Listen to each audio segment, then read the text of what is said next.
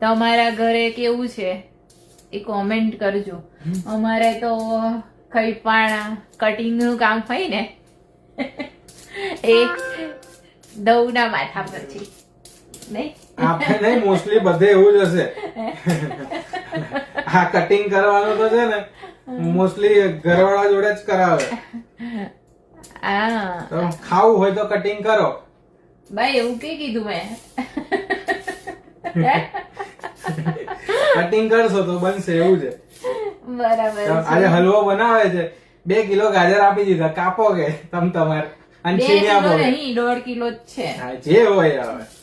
તારે એ તો વળી કરવું તો પડે ને, થોડી હેલ્પ કરાવો તો સારું. ઘણા બધાના હસબન્ડ એવા હોય છે જે કશું જ હેલ્પ નહીં કરાવતા. બકા તમે મારી હેલ્પ કરાવો છો તો બહુ મોટી વાત છે. બકા હું લકી છું કે દવું બધી જ કોઈ પણ કામ કરતી હોય ને તો એ હેલ્પ કરાવે જ મારી, નહીં દવું?